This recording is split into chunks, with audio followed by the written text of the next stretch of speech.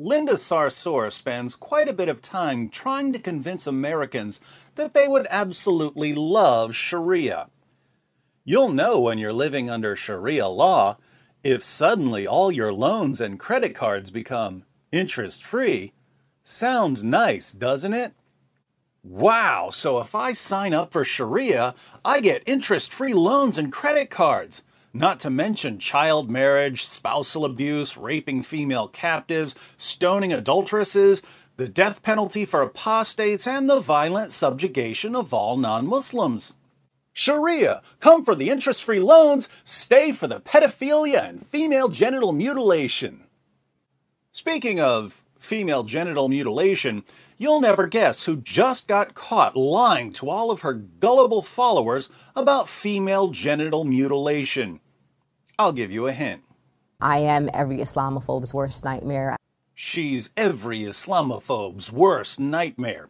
Someone who constantly lies about Islam in order to deceive people who would never in a million years sit down and actually read an Orthodox Muslim source. Obviously, if you're trying to get Americans to warm up to Sharia, you have to keep them utterly ignorant of almost all of Sharia. Just keep telling them about the interest-free credit cards until they're being forced to convert with swords at their throats. Police recently arrested a gang of female genital mutilators in a Detroit suburb. The 3 suspects are all members of the Dawoodi Bohra sect of Shia Islam. Now, as warped and twisted as our ethical views have become here in America, people still tend to agree that doctors shouldn't be chopping off little girls' clitorises. So who's going to step in and protect Islam from criticism? Everyone's favorite fake feminist responded to the arrests with, "Female genital mutilation has no place in Detroit or anywhere else in the world. Female genital mutilation is barbaric and is not an Islamic practice." I agree with Linda Sarsour that female genital mutilation is barbaric and that it has no place in Detroit or anywhere else in the world, but I'm confused by her claim that it's not an Islamic practice, mainly because Muslim scholars and her prophet say the exact opposite. For instance, the sheikhs at the fatwa site Islam Question and Answer were asked to comment on this topic. A concerned Muslim wrote, "Nowadays we hear that many doctors denounce the circumcision of girls and say that it harms them physically and psychologically, and that circumcision is an inherited custom that has no basis in Islam." Sounds like something Reza Aslan would say.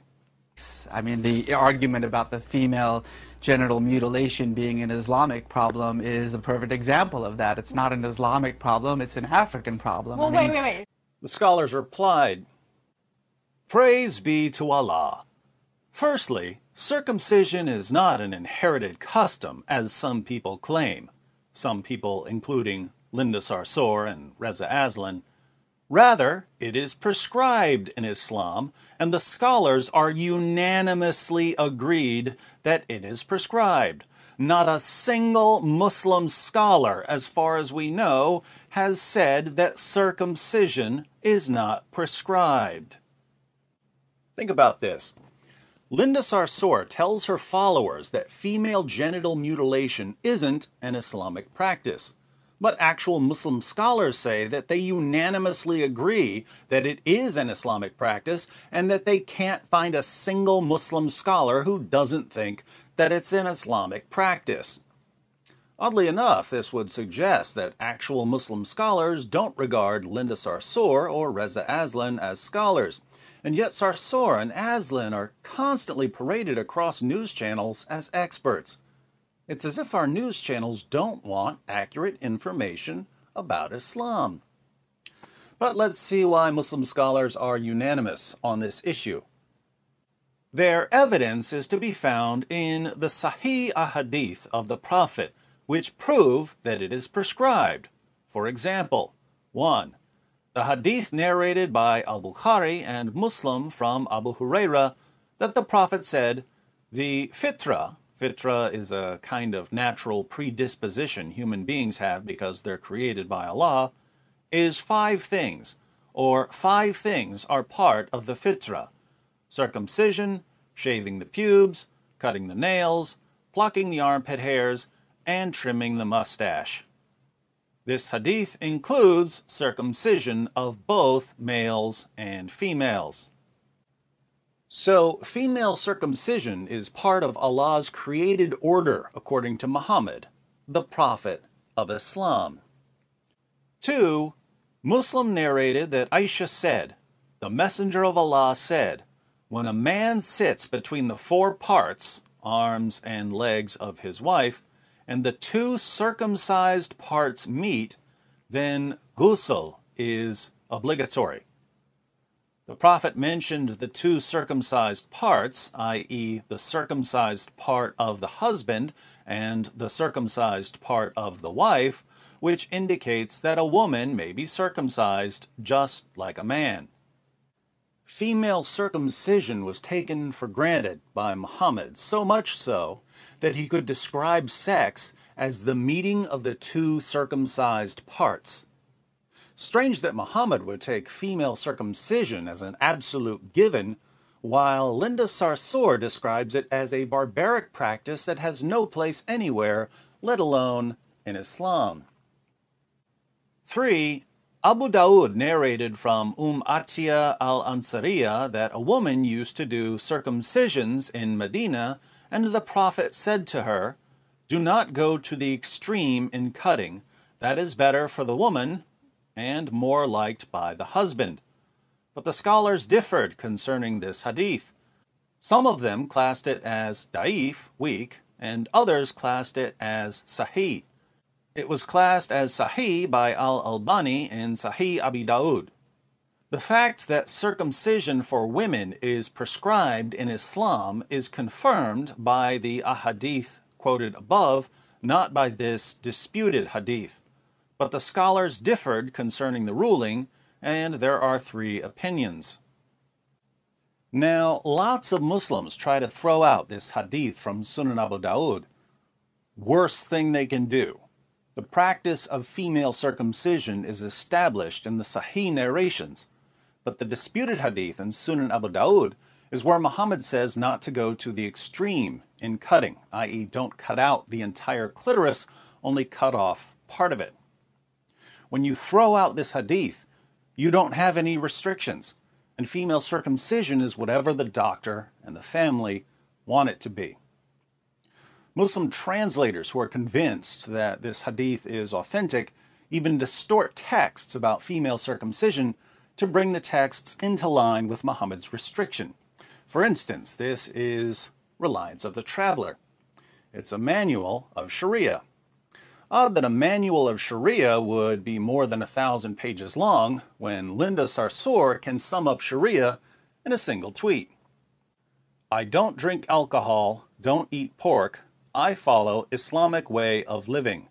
That's all Sharia is." Let's look at the translator's version of what Reliance of the Traveler says about female circumcision. Circumcision is obligatory for both men and women. The O indicates that this is a comment from Sheikh Omar Barakat.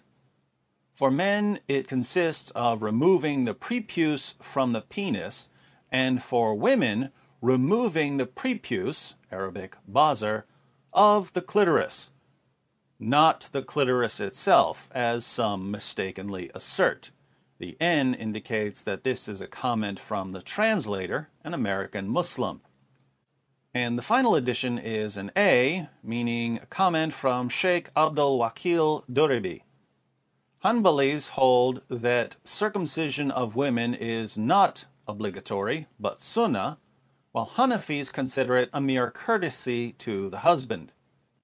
Notice that the translator translates bazar as prepuce of the clitoris, the skin at the end of the clitoris. But that's not what bazar means. Bazar means clitoris. When Abu Bakr, Muhammad's closest companion and the first of the rightly guided caliphs, insulted a pagan by telling him in volume 8, page 76 of the History of At-Tabari, "Go suck the clitoris of Alat," a goddess the man believed in, The Arabic word for clitoris is bazar.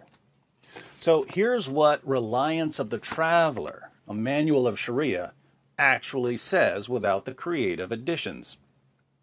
Circumcision is obligatory for every male and female by cutting off the piece of skin on the glands of the penis of the male. But circumcision of the female is by cutting out the clitoris. This is called hufad. Reliance of the Traveler says that female circumcision is cutting out the clitoris and that it's obligatory. The translator waters this down because he's trying to bring the ruling into line with what Muhammad said about not going to an extreme in cutting. If you call that a weak hadith, you're left with cutting out the clitoris. Is female circumcision starting to sound like it has something to do with Islam? From an Islamic perspective, there are only two areas for disagreement. First, how much of the clitoris should be cut off. A scholar's answer to that question will depend on whether he believes that the circumcision hadith in Sunan Abu Dawud is strong or weak. And second, whether female circumcision is obligatory, a girl has to be circumcised, or it's just very highly recommended and you'll just be treated like a whore if you aren't circumcised. This brings us back to Islam question and answer.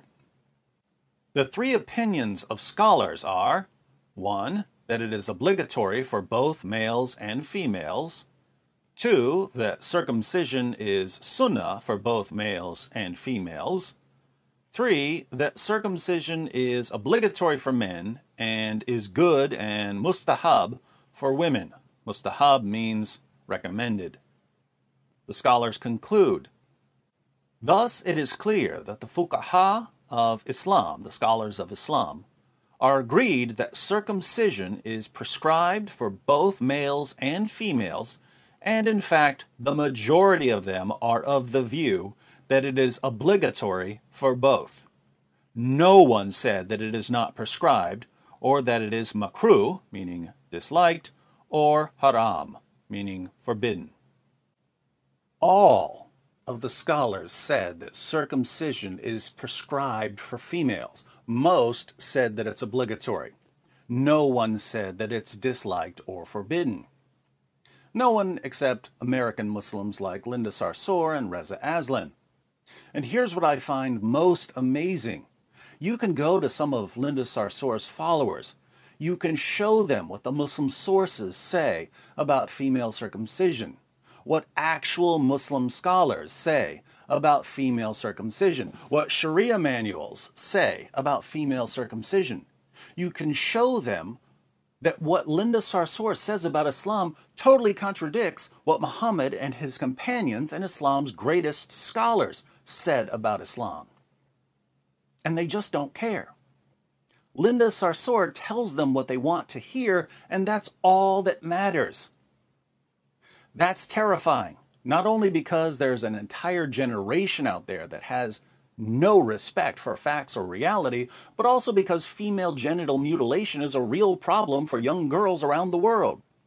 And by constantly attacking people who try to expose the problem, Sarsour is ensuring that future generations of Muslim girls will have their genitals mutilated in the name of Islam because no one ever deals with the problem. One person who is trying to do something about the female genital mutilation problem is Ayaan Hirsi Ali. Sarsour once tweeted, Brigitte Gabriel equals Ayaan Hirsi Ali. She's asking for a censored whipping. I wish I could take their vaginas away. They don't deserve to be women. Linda Sarsour wants to take Ayaan Hirsi Ali's vagina away. Why is this disturbing? Ayaan Hirsi Ali is a former Muslim, and she's a victim of female genital mutilation. Islam already took part of her vagina. Sarsour wants to take the rest. Quite the champion of women's rights you've rallied behind there, feminists. But again, we can agree with Sarsour on one thing. female genital mutilation is a barbaric practice that has no place anywhere in the world. But think about the obvious conclusion here. Premise 1. Female genital mutilation clearly has a place in Islam. Premise 2. Female genital mutilation has no place in this world. Therefore, Islam has no place in this world. Thanks for the new argument, Linda. In your honor, I'll call it the Sarsourian argument against Islam.